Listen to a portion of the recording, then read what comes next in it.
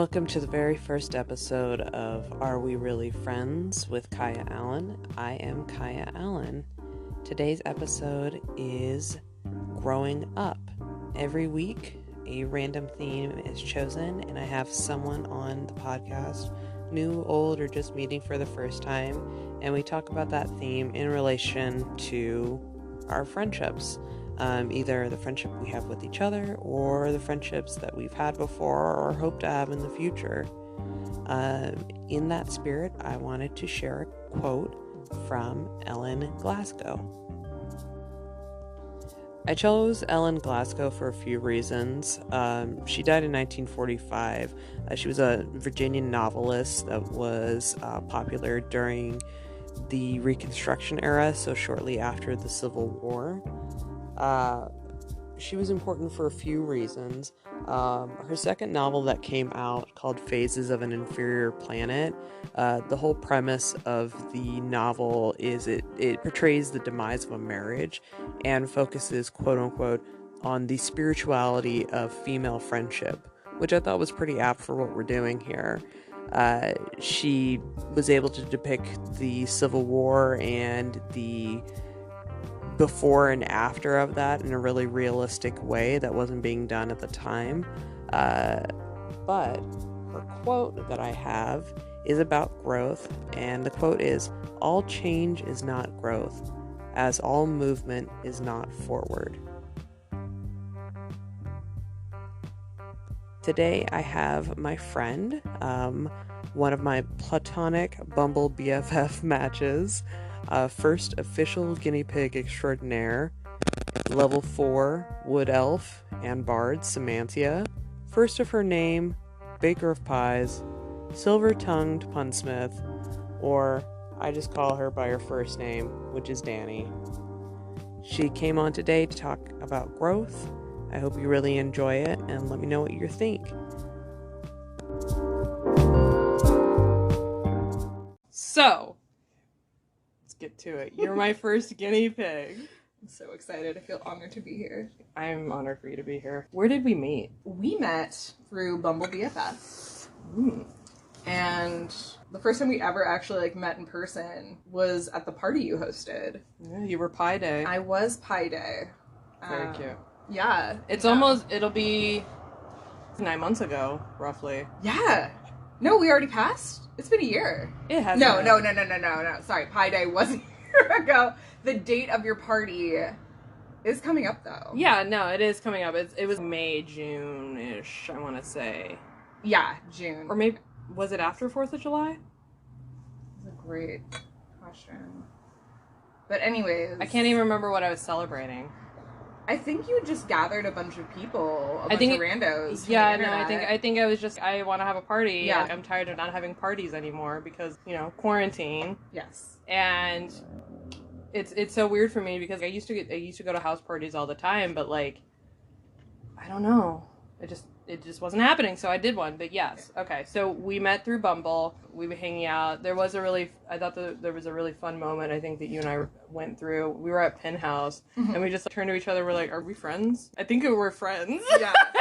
We hung out, a couple times after the party. Right. And I think we just did initially click pretty quickly. Mm-hmm. And so it was that weird little, I can call you up, and it's not going to be weird. Right, exactly.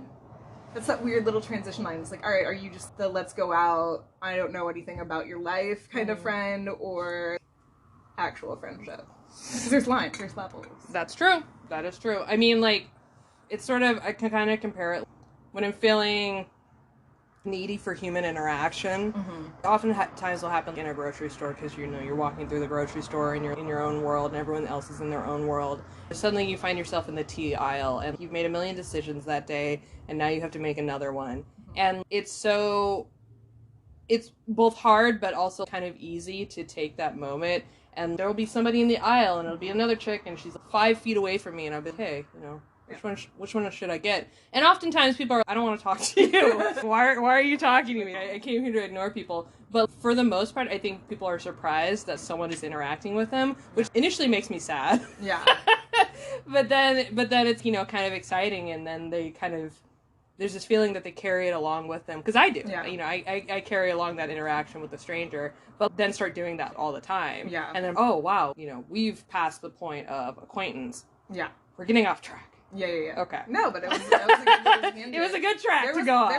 That was deep. So, we are talking today about growing up. Mm-hmm. So, just friendships growing up, and sort of if we are still growing up and what growing up looks further on down the road. So, we covered where we met. Who was your earliest best friend growing up? My earliest best friend, outside of the friends that are introduced to you by your parents and their friends, was probably my friend Haley. She lived in my neighborhood. So wait. You're doing a distinction between the friends that were put in your path as opposed to the ones you were chosen? Like organically, like a natural friendship. So you didn't have really any close friends, or I should say anyone that you really connected with that was sort of put in your path up until this point? No, I did. No, I did have those friends. It wasn't based off of, oh, my parents organized this play date. Right. And no, this was a girl that I met at, not pre-K, I guess pre-K. Yeah, so like daycare or whatever in our neighborhood pretty early on. Wow, popular. And I forget when we clicked, but at some point we clicked. And then, yeah. Ended up going to kindergarten and first grade. And then she moved out of state second grade, and I was devastated. Because I was more of a shy, introverted child. Right. And Haley was definitely more of an outgoing person. And so it was easy to kind of... Well, she was like, you know, speaking as an extrovert, that happens a lot of times with introverts, is they sort of act like, what's the word, like, who's the guy that helps lost souls cross? What? The underworld? Death? No, the hermit. No, the boatman. The boatman. Yeah, you know, they're sort of, Greek you know, mythology. Yes. Yeah, they're sort of the light. The ferryman. Yeah. The ferryman, okay. you know, for introverts sometimes. Yes. And so you lose her, right? And it is essentially you're being closed off from the rest of the world, Yeah. especially at such a young age. Yeah, I also had just like, for a child, I think very high anxiety. Depression that was not diagnosed until much later in life. Right. Don't know why I started talking. It's okay. If you want to talk like Frasier, you can talk like We're podcasting after all. So she left. She left, and so That so bitch. I was real shy and became a little bookworm for I think 3 straight years. When you get end of year superlatives, everyone wrote, reads a lot of books. And then it wasn't really until junior high school that I started finding my little niche of people who Did were... you fall within a cliche at all? No, we actually were just a weird little mishmash of personality types. We used to call ourselves the bacon bits left over Yeah. from, the school population casserole. I also considered myself part of the leftover group. Yeah. Yeah. It's funny because there's so many people that maybe it's just the people that I end up connecting with and interacting with that because we fell under the same branch that there's some sort of kindred there. Yeah. Or is it just tribe. not as uncommon as I think it is, and maybe I should stop mentioning it and be, well, maybe actually everybody No. Maybe it was such a minuscule amount of people that were part of the jock group or the nerd group, and everyone else was part of the majority of we just happen to like each other. Are those and people. We're weirdos. The everyman, sort of, if we're going to go with the literary trope. I mean, I think it's common enough where they kind of touched on that in Mean Girls, which is our generation's high school, where Katie was part of that bacon bit group with the other two guys, girls, theys. Where did you grow up? I grew up in Orange County, California. Yeah. The OC, if you will. But I did not live on the beach. I actually lived a little bit more inland, where there was the suburbs edging onto farm country a little bit. That sounds nice. Yeah, farm country, and then in the canyons, there were, old neo-Nazi compounds. Yeah. That... Naturally. Friends... Yeah, everyone knows. Yeah. California, windmills, celebrities, Nazi compounds. The Holy Trinity. I mean, Anaheim, city where Disneyland is very known for its, white power We have the associations. same toes. Do we? Oh my god. Very same close. Sweater, Very close. Same, yeah, different shade. Yeah. But same vibe. So I see you've been on TikTok recently. Love it. Why am I not on TikTok, to be honest? I know. I was telling Eric, I was like, don't you know the color of the season is very Perry? And he's like, what? I said that I was outside at a comedy show. They're like, who chooses that? I was like, fashion. And I just started saying hot words. I'm like, fashion, runway, magazines. And they're just like, what? I'm like, okay. I was like, there's one every year. I'm slowly transforming into Cruella de Vil. I love that movie. It's good. It's a good movie. You know, by the end of it, I was just like, interesting take. Yeah. Okay. Like, alrighty. Did it make sense for what it was based off of? Not really. But was it entertaining? Yes. Yes, it was. I had to write a bio. Some guy said, he's like, hey, can you send me a comedy bio? I was like, I've never done that before. So I, quickly went to the internet and, some copy and pasting later, and, I added my own little spin on it. Mm-hmm. But, I read it to Eric, and there's a part where I, mentioned when I'm not slinging dick joke, you can catch me doing this, what you and I are doing right now. And he's like, I don't like that. And I was like, why don't you like that? And he goes, the first part where you're, storyteller with punchlines, that's cool. No. But then the dick slinging, he's like, you're really pigeonholing yourself. I was like, I feel that was a really honest portrayal of what I do, though. I do stories, and also, I like to talk about jerking off. You do. So, you're our whole book club. You need to know you're going to get both things. You're going to get thoughtful, intelligent conversation, but you're also going to get, butt play. Yeah. It's... Honestly, it's the mark of a true genius, I think. So. You have range. I think so. Yeah. I think so. Anyways, back to you. Who did you grow up with? Who was in your household? So I had two brothers. I am the middle child, and we're all a year apart from each other. So my mom was basically pregnant for 3 years straight. But yeah, suburban family, very nuclear family. What were you doing with your friends? Junior high school. Like, what were your pastimes? I started playing water polo in junior high and did that for up until my junior year of high school. And so that ate up a good amount of my time. Really? Basically, woke up, jump in a pool, go to class, jump in a pool again, get out of the pool, eat, and then do it again for six out of 7 days a week. So that was super fun.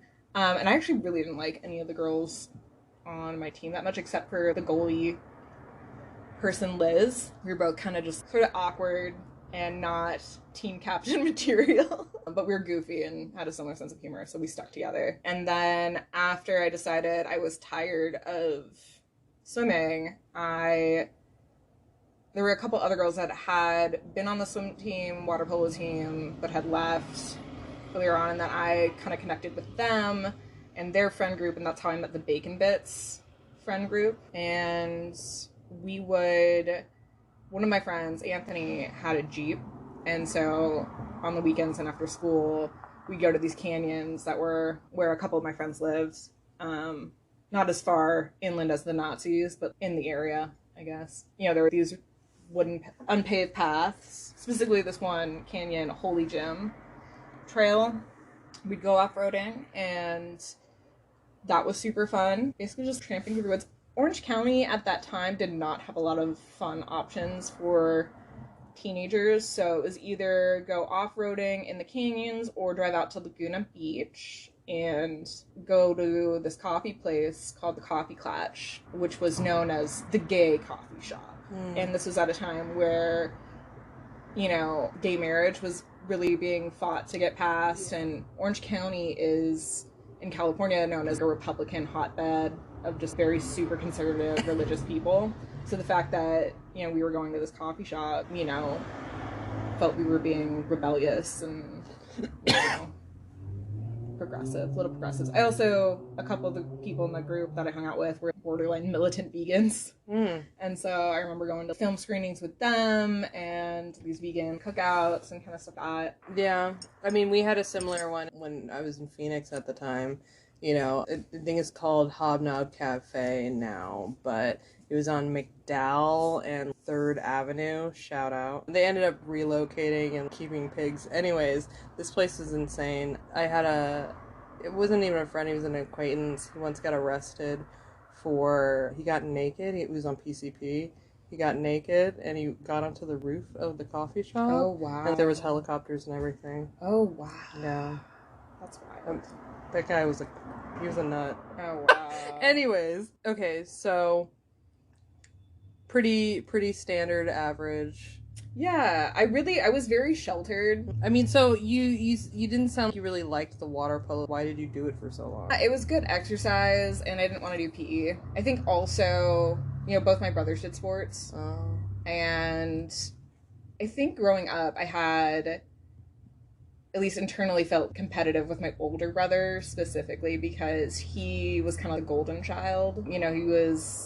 He played football, he did lacrosse, and he did well at those. And then he was also very academically successful, whereas I was struggling with ADHD that went undiagnosed, and some depression and anxiety that went undiagnosed. And I was really just always kind of struggling, even though, I'd gotten tested, and apparently I was supposed to be very bright, so it was underachieving. She's eccentric. Just like... So, I mean, I was great when it came to English and stuff like that because I was constantly reading. It's hyper-focusing on my reading. I know that you write. Yeah. And, you're big into journaling and stuff like that. I admire the dedication. I'm not that dedicated. You're not that I think dedicated. You have this image. I do. Do I? Yeah. No, I don't sit diligently by a single candle waving in the breeze. It's more sometimes I'll scratch things down on a full moon. My trash it's overflowing with raw ideas. All these pros. No, that's an interesting idea. Let's scribble that out. Maybe I'll turn this into something. I have a very unorganized Google Drive of half-baked ideas that I haven't really... So then as far as school, it sounds like you were just trying to survive. Yeah. It doesn't sound like you were an active participant. No, I was, pretty depressed, actually, looking back. But I was very good at masking it, so... You're like, I'm dead inside. When did this, now that I look back on it, when did this turn into, therapy? Goddamn. Yeah, I mean, I was fine. I wasn't doing drugs. I wasn't, getting up into trouble. So nobody, on the outside, I seemed fine. I was doing okay. And then, really the only goal for me was, just get good enough grades so that you can get into college. And of course, nobody really explained, all right, well, why is it super important that I go to... It wasn't like I was trying to figure myself out. I was trying to meet the goals that were laid out for me. Right. Essentially. Because, basically the way my parents put it was, oh, you'll discover yourself in college. Yeah. Well, that's the time to do it. Just hold on to that. Just get to the finish. Just turn 18 without getting arrested, pregnant... and graduating from college, right. and we did our job. My parents also, so my dad's 9 years older than my mom. They're both boomers, but my dad's 72, my mom is 63.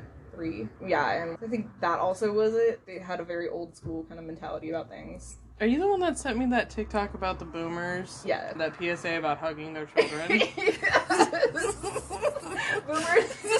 To be reminded. TikTok video that I forget who the user is, but it's basically this old PSA that went out in the 80s. And so funny. They're literally just like, hey, the kid's got feelings. Yeah. They're a person. You know, we don't yell at her. I know. So... Fuck. Excuse me. Are you still friends with anyone from this? Yeah, I'm still pretty close with my friend Sam, who's also part of that mixed bag. I'd actually met her my freshman year. We'd had the same science teacher who was basically looked like an old cowboy. He had the earth science teacher, and he had the big old mustache, and he sounded like a cowboy in a Marlboro commercial. Dude, science teachers are the dopest teachers. They really are, though. Especially a physics teacher. Yeah. Oh my god, I had to crush on every physics teacher I ever had. I never got to physics. They gave me Bill Nye energy, and I find that very erotic.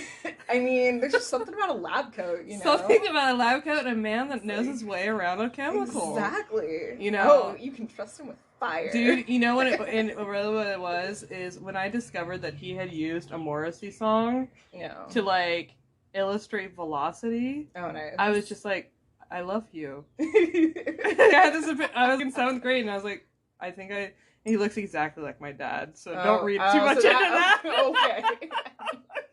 Exactly like him. So I'm going to ask you some fun questions now. Fun questions. Some fun questions. Right, I'm ready. How do you prefer your eggs? I love an eggs Benny, so soft boiled, you know. I like a good runny egg. What is your favorite eggs Benedict? Do you have a favorite, or is it just any?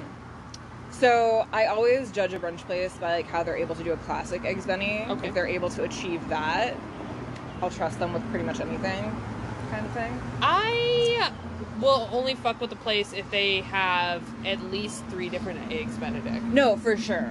But you always have to test the original before you branch out. I'm not a huge fan of ham. I feel like that's the only time I like ham. Or Really? well, bacon. I like bacon, but I don't like bacon. No. What I'm saying is I like ham if it's eggs Benny ham or if it's bacon. I'm not like craving pork chops tonight. You know what I mean? Yeah, that's true. Yeah, Although I love a good pulled pork sandwich. that is true. We're When it also hits, North yeah. North Carolina where Yeah, you barbecue country. yes, All right. it's required. When did you stop believing in Santa? Later than most kids, but just because my mom was really into us believing in Santa. Is she still crazy about Christmas? No, well, she doesn't have any grandkids, and all of us are grown, so she has nobody to perform for. But I think once my brother and I, if we ever pop up children, she will once again revive the spirit of Christmas. Like lurking, like those cicadas that come out every 13 years. Yeah, exactly. 100%. It's generational, you know? Oh, gosh. All right. What is your sun sign, and does it resonate? I'm a Cancer. Do you know your rising, your moon? I do. Astrology was my COVID hobby. You know, instead of baking sourdough bread, I was Just long hours, clickety-clacking in the studio. What does the Lilith mean? What is retrograde? Like, Notes. There's a south. But yeah, I do know my sun, rising, and moon. Sun, Cancer, rising, Libra, and moon is Scorpio. Interesting. Yeah. A lot of water, pretty much drowning in emotions. Right. Just a little breath of fresh air. The Scorpio moon definitely explains the depression, though. It does though. It does though, especially since my moon is also in my first or second house, depending on which house you're looking at. Yeah. But yeah, no, lots of feelings. So toxic. So many feelings. I don't know exactly what my early childhood trauma was, but apparently it's there. Let's see here. Can you walk me through your day? So, like a typical weekday, wake up probably around 7, grab some coffee. You hitting the gym? No, absolutely not. I am not a morning person at all. Yeah, no, they're lucky to get me into the office by 9 o'clock. And fortunately, I do work for an organization that allows me to be a little bit flexible with my arrival time, as long as I work an 8-hour day kind of situation. Cool. Where do you usually go for lunch? I try to bring my lunch, and when I say bring my lunch, it's either leftovers or can of soup kind of situation, but I do, one of those soup in a cup things. Sometimes just a good old Progresso. Oh, okay. Classic. Yep. All right, so you bring your Progresso. And then occasionally I'll go out to the little restaurants around my office. You got a work friend? I do. She was a recent hire. We're all technically kind of recent hires, but yeah, she started 3 months after me. Found out she loves turtles, so that's how we bonded. And Good. yeah, she's pretty cool. That's awesome. Yeah. All right. If I was to move, would you help me? I would. So would you say that we're friends? Like, are we really friends? Yeah. 100%. Well, great. This has all just been one long con. Just to confirm. Just to get you. Just to make sure. Just to make sure. Yeah. Okay. Well, thank you for cool. coming, and I'll make sure that this recording doesn't get lost. These are the tapes for keepsies. Thanks for listening to Are We Really Friends? The next episode is going to be about mindfulness. So we're going to be talking about how we can be more direct in our relationships, how we can be more intentional about the people that we interact with and our interactions with them. I hope to catch you again, and enjoy the rest of your day. Thanks. For $5 a month, you can get all the shots I didn't put on the podcast.